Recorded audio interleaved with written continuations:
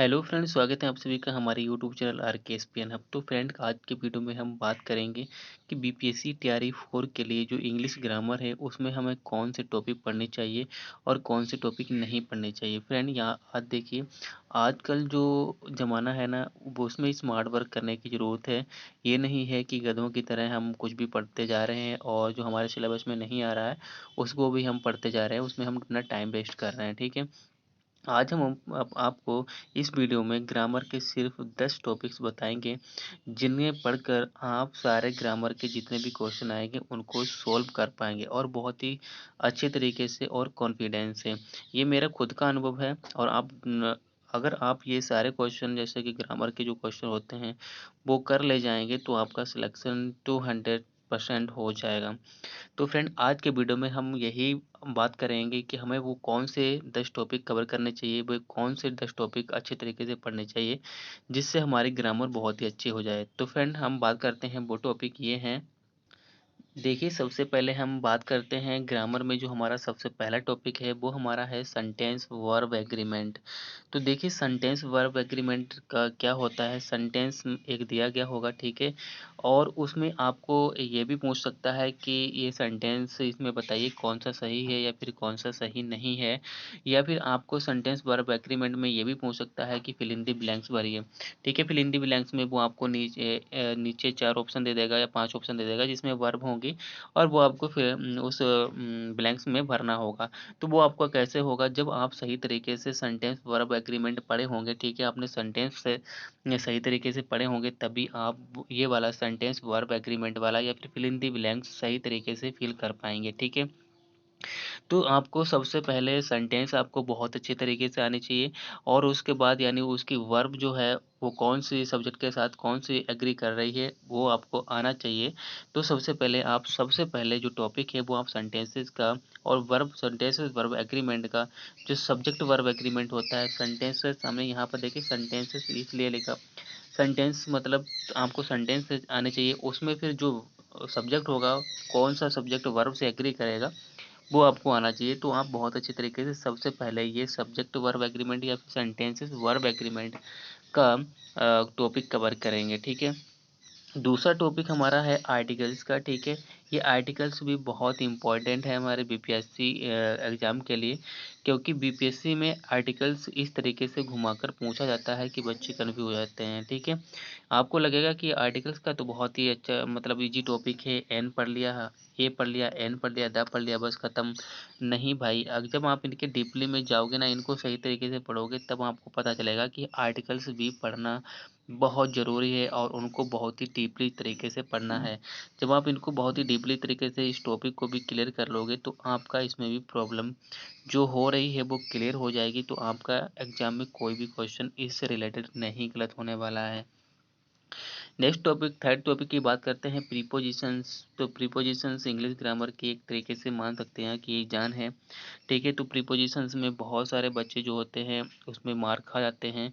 क्यों? क्योंकि प्रीपोजिशंस ऐसे घुमाकर दे देते हैं कि किसी एक वर्ड के साथ अलग अलग तरीके से प्रीपोजिशंस अप्लाई होती है। अब वो कैसे आए कि जब आप प्रीपोजिशंस को बहुत ही अच्छे तरीके से डीपली और उनके रूल्स पढ़ोगे, फिर उसके बाद उनको जो एक लिस्ट होती है प्रीपोजिशंस की, जो फिक्स प्रीपोजिशन होती हैं, उनको बार-बार रिवाइज करोगे तभी आपका प्रीपोजिशन आने वाला है।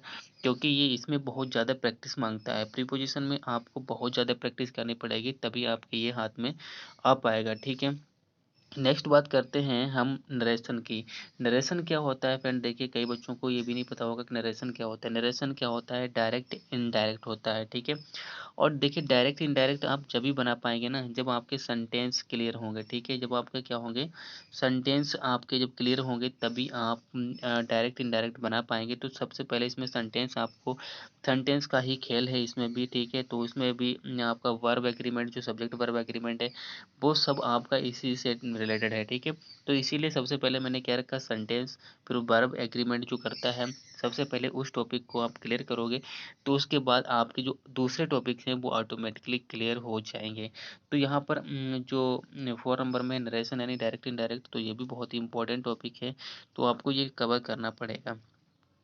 नेक्स्ट हम टॉपिक की बात करते हैं जो हमारा है एक्टिव पैसिव वॉइस। ठीक है, अब एक्टिव पैसिव वॉइस क्या होता है देखिए, ये भी टॉपिक जो हमारा है ये भी टोटली तरीके से सेंटेंसेस के ऊपर ही हमारा बेस्ड है। ठीक है, क्योंकि ये देखिए दोनों टॉपिक हमारे सेंटेंस, जब आपको अच्छे तरीके से सेंटेंस आ रहे होंगे तभी आप इनको नरेशन इनका कन्वर्ट कर पाओगे, एक्टिव से पैसिव बना पाओगे, पैसिव से एक्टिव में ला पाओगे।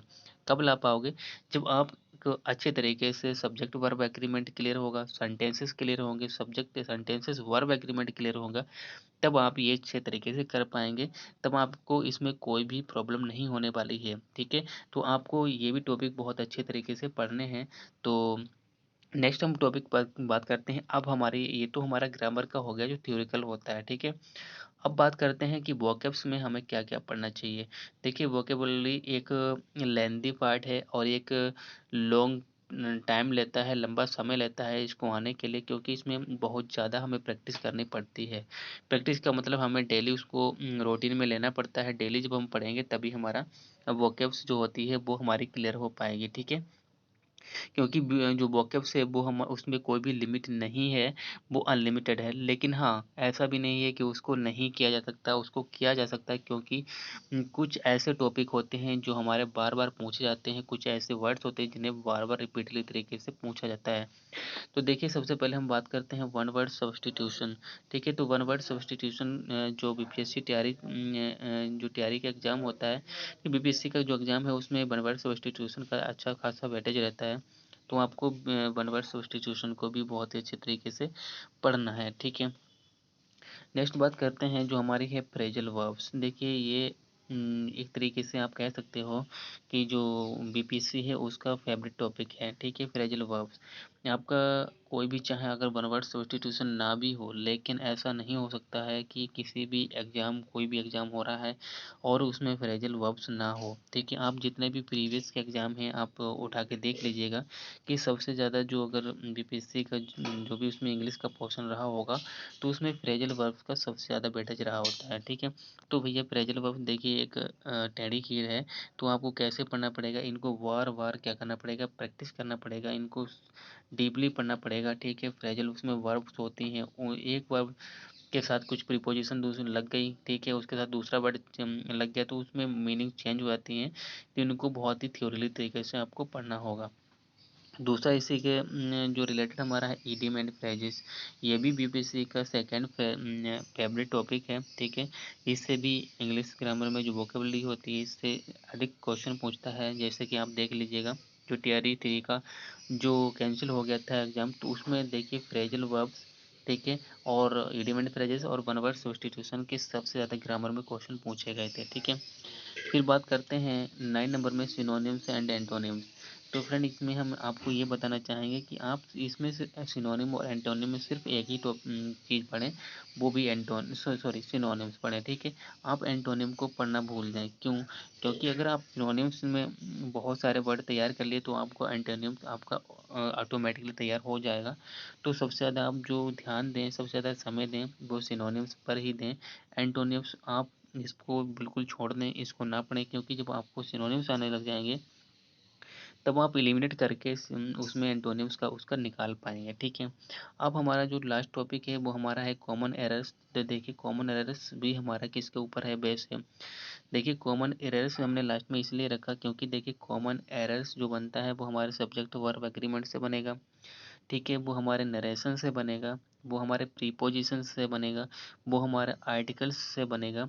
ठीक है, तो ये हमारे कॉमन एरर इन्हीं से बनते हैं। ठीक है, पार्ट्स ऑफ स्पीच जितनी भी सारी होती है उन्हीं से हमारी कॉमन एरर बनती है। तो फ्रेंड यहाँ पर हमने जो 10 टॉपिक्स कवर किए हैं, देखिए फिर से आपको बता दे रहा हूँ। सेंटेंस वर्ब एग्रीमेंट मतलब सब्जेक्ट वर्ब एग्रीमेंट, आर्टिकल्स हो गया, प्रीपोजिशंस हो गया, narrations means direct and indirect हो गया, एक्टिव पैसिव वॉइस हो गया, वन वर्ड सब्स्टिट्यूशन हो गया, फ्रेजल वर्ब्स हो गया, ईडियम एंड फ्रेजेस हो गया, सिनोनिम्स एंड एंटोनिम्स हो गया, and common verbs, common errors हो गया। तो ये आपको ये 10 टॉपिक सिर्फ पढ़ने हैं, इनके अलावा आप कुछ भी ना पढ़ें। यही 10 टॉपिक आप बार बार पढ़ें, आपकी ग्रामर बहुत ही अच्छी हो जाएगी। जब आपकी ग्रामर अच्छी हो जाएगी तो आपका हर एक क्वेश्चन इंग्लिश में ग्रामर में एग्जाम में हो पाएगा। ठीक है, तो फ्रेंड इस वीडियो में मैंने आपको सारे टॉपिक बताए हैं। नेक्स्ट वीडियो में आपको बताऊंगा कि इंग्लिश ग्रामर के लिए कौन सी आपको बुक पढ़नी चाहिए और इंग्लिश में जो वोकेबुलरी है इसके लिए हमारी कौन सी बुक पढ़नी चाहिए। तो फ्रेंड मैं नेक्स्ट वीडियो में आपको बुक्स के बारे में बताऊंगा, जो इंपॉर्टेंट बुक्स हैं, जो हमने खुद बुक्स जो पढ़ी हैं। ठीक है, तो उनके बारे में बताऊंगा। आज के वीडियो में इतना ही, फिर मिलेंगे एक नई वीडियो के साथ, तब तक के लिए बाय।